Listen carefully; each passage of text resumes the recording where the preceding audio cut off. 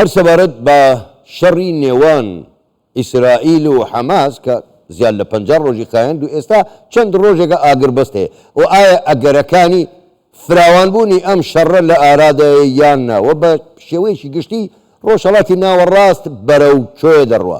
ئەمانە کۆمەڵێ پرسن ئێمە لەگەڵ میوانەکەمان تاوتۆیان دەکەین. میوانەکەمان زۆر بەڕێز دکتۆر بیلال وەهاب توێژەر لە پەیمانگەی واشنگتن بۆ سیاسەتی ڕۆژهەڵاتی نزیک ڕاستەوخۆ لە واشنگتنەوە لەگەڵماندایە. کات دکتۆر بیلال سڵاوتان لێبێ، گەلێک سوپاس و جارێکی دیکەش لەگەڵمان بەشدارن لە ژووری هەواڵی کوردستان 24. باش لە ئەگەری بەردەوامی شەڕی غەزە و ئیسرائیل پێت وایە بەرەیەکی تری شەڕ بکرێتەوە بە دیاریکراویش عێراق کە چەندین جار هێرشی کردوتە سەر هێزەکانی ئەمریکا و هاوپەیمانان؟ سەرەتا سڵاوت لێبێ و ئێوارەت باش قوربان. بەنسبەت عێراقەوە هەڵبەت ئێمە بەشێکی تەکتیکیمان هەیە لەگەڵ لایەنێکی استراتیژی. بەڕای من بە کورتی لایەنە استراتیژیەکە ببڕینەوە ئەوەیە کە نە ئێران نە ئەمریکا و نە حکوومەتی عێراقیش بە حکوومەت و بە میلیشاکانەوە شەڕێکی گەورەیان لە عێراقا ناوێت. ئەمە لە ڕووی استراتیژیەوە هۆکارەکانیشی وازحن. ئێران ئەڵێ گورزی خۆی وەشاندووە لە ڕێی حەماسەوە و لاوازی ئیسرائیلی پیشانداوە. ئەمریکا ناوێ ئەم شەڕە گەورەتر بێت، بگاتە لوبنان، بگاتە عێراق، بگاتە سووریا. لایەنە عێراقیەکانیش بە حەشدی شەعبیەوە کەوا ئێستا لەژێر ناوی حەشدی شەعبی نابڵکو لەژێر ناوی مقاومەی ئیسلامی دەیانەوێت کێشە لەگەڵ ئەمریکا یاخود شەڕ لەگەڵ ئەمریکا بکەن. هەر خۆی ئەم ناوە تازە و دوورکەوتنەوە لە سەفارەت و لێدانیان لە حەریر و لە عین ئەسەد بە تایبەتی یاخود لە ناو سووریا خۆی نیشانەی ئەوەیە کە شەڕێکی بەرفراوانیان ناوێت. بەڵام بەشە تەکتیکیەکە پرسیارەکە ئەوەیە کە ئەی ئەم هێرشانە بۆ چیەکەن؟ تا ئێستا زیاد لە 50 بۆ 60 هێرشی ئەم میلیشیانە کراوەتە سەر ئەو ناوچانەی کەوا هێزەکانی ئەمریکاییان وەکو ئەو دوانەی کە بەزەقی باسم کرد، هەریر و عین ئەسەد. هۆکارەکەی چەند هۆکارێکە. یەکەم ئێران دێ بای ئەو نەفشە لەسەر ئەمریکا هەر دروست بکات و ئەم لایەنانە بەکاردێنێت کەواتە لایەنە ئێرانیەکە هەیە. بەڵام سەیرەکەی باسی کوشتنیتیان نییە، ئەڵێ بڕۆ سەر بینایی چۆڵ و هەتا دوایی. بەشی دومی ئەوەیە کە ئەم میلیشیانە بەشێکیان ئەمە هەویەیانە، یعنی ئەوەن ئیتر خاوی لە ئەوە ناکەن چیتر ئەکەن. ئەمە بەشی دووەم. بەشی سێمیشی بریتیە لەوەی کە دەیانەوێت فشارێک لەسەر حکوومەتی سودانی بکەن بۆ پۆستێکە پارەیەکە دەسەڵاتێکە ئیحراجێکە. بەشێکی تریشەوەیە کە لە ناو خۆشیانە ناو میلیشیەکانە منافەسە هەیە لە ئیعلامە بۆ نمونە ئەبینی کە بینی عسایبی ئەهلی حەق لەلایەکەوە و کەتایبی حزب الله لەلایەکی ترەوە شەڕ قسە و چەلەحانەیان هەیە لەوەی کەوا کێ لە ئەسڵا مقاومەیە و کێ ئێستا لە ناو حکوومەت هەیە و لێی ئەخوا. بۆیە بەشێکی ئەو منافەسە ناوخۆیەیە. زۆر باشە. کاک دکتۆر بیلال بە خۆ دەزانین لە 23 ئەم مانگەوە گروپە چەکدارەکانەوەی بەخۆیان دەڵێن مەقاومەی ئیسلامی هیچ هێرشێکیان نەکردوتە سەر بنکە و بارەگاکانی ئەمریکا و هاوپەیمانان، کەواتە ئەمان پابەند دەبن بە ئاگربەستی غەزە و ینی ئەو ئاگربەسەی لە نێوان حەماس و ئیسرائیلەیە.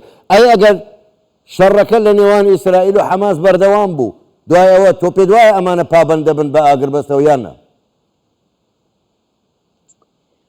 ڕاستیەکەی دیار نییە. تەوەقوعی یعنی عقلیەتی میلیشیاکان و بۆچوونەکانیان ئاسان نییە، بۆیە تەوەقوعکردنی داهاتویان لەوە چێ پیاوخۆی لە دوور خاتەوە باشە.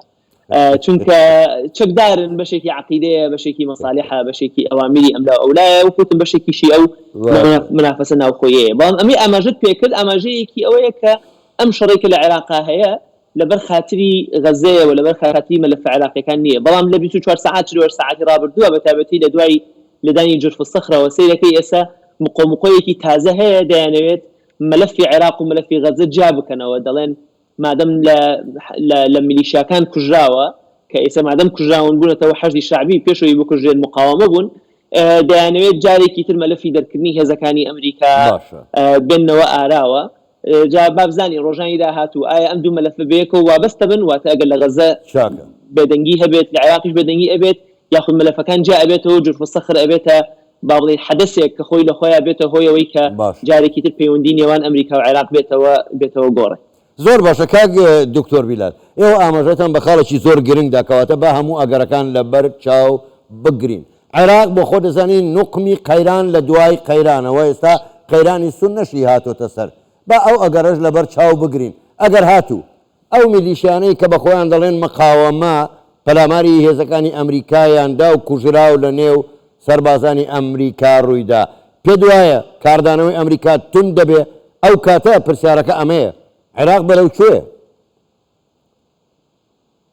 هەڵبەتە ئەمریکا من سەرەتا لە باسی استراتیجیەکەوتم ئەمریکا شەڕی ناوێت بۆ ئەوی کەوا ئەمریکا تووشی شەڕ نەبێ بە چەند قۆناغێکا لەگەڵ عێراقا تەعاملی کرد. قۆناغی یەکەم بریتی بوو لە قۆناغێکی دیبلۆماسی، تەلەفۆن لە نێوان سەرۆک بایدن و سەرۆک وەزیرانی عێراق سوودانیا ڕوویدا، پاشان وەزیرەکان لەوە وەزیرەکانی بەرامبەریانە، پاشان بلینکن خۆی هاتە عێراقەوە و ینی بە ئاشکرا و داواکاریکی ڕسمی لەلایەنی عێراقی کرا کە ئێمە شەڕمان ناوێت و تکایە حکوومەتی عێراقی بە بەرپرسیاتی خۆی هەڵسێ بە پارێزگاریکردن و پاراستنی گیانی ئەو ئەمریکانەی کەوا لە عێراقا هەن.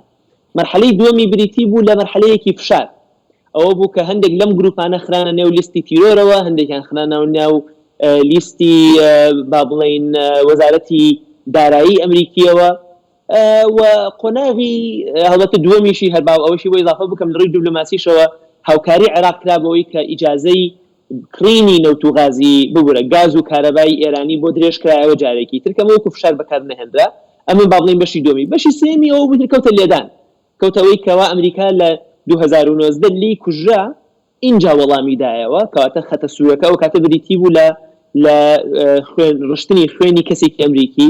بەڵام بینیمان لە جورف سەخر ئەوەی کە قەناعەتی ئەمریکای گۆڕی بۆی کەوا لەلایەنی میلیشیاکان بدات بریتی نەبوو لە ڕشتنی خوێنی ئەمریکی، بەڵکو بریتی بوو لە بەکارهێنانی ساڕۆخی بالستی.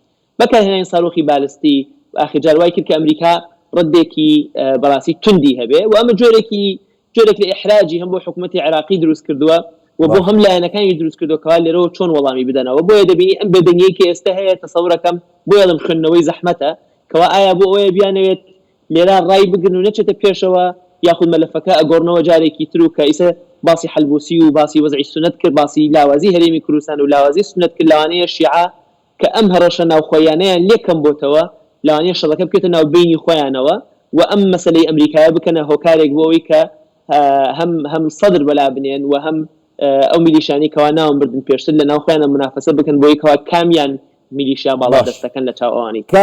کاک دکتۆر دوا پرسیار کاتم زۆر کەم ماوەگەر بە کورتیش وەڵام دێت و من سپاست دەکەم. شەڕ ئێستا ڕاوەستاوە بەڵام نەتەنیاهۆ دەڵێ ئەم شەڕە بەردەوام دەبێ. پێشبینی ئێوە بۆ ڕۆژهەڵاتی ناوەڕاست چییە؟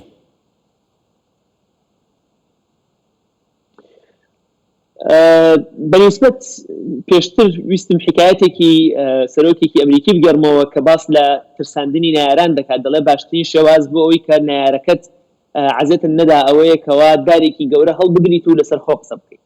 ئەمە ئەمریکا ئیسا ئەمە دەکات. نەتەنیاهۆش پندێکی تری لەسەر هەیە لە ڕووی سیاسیەوە. نەتەنیاهۆ وەزعی شڕە 176 دانیشتوانی ئیسرائیل پێیان وایە کە دەبێت نەتەنیاهۆ دوای تاوابوونی ئەم شەڕە حکوومەت جێبهێڵێ. بۆیە وەکو کەسەی لێ هاتووە کە سواری شێرێک بووە هەر دابەزەی شێرەکە ئیخوا بۆیە تا شەڕەکە درێژ بێت و بەردەوام بێت لە ڕووی سیاسیەوە بۆ نەتەنیاهۆ باشترە. بۆیە لە قازانجێتی لە ڕووی سیاسیەوە کە هەمیشە باسی شەڕ بکات، بەڵام ئەمریکا و کۆمەڵگەی نێودەوڵەتی فشارێکی زۆرەکەن کە ئەم بێدەنگیەکی ئێستا هەیە، ئەم هودنەیەکی ئێستا هەیە ببێتە هودنەیەکی درێژخایەن ئەگەر نەبێتە کۆتایی. زۆر باشە، زۆر بەڕێز دکتۆر بیلال وهاب توێژەر لە پەیمانگای واشنگتن بۆ سیاسەتی ڕۆژهەڵاتی نزیک گەلێک سوپاس کە جارێکی تر بەشدار بوون لەگەڵمان لە ژووری هەواڵی کوردستان 24 کاتێکی خۆش.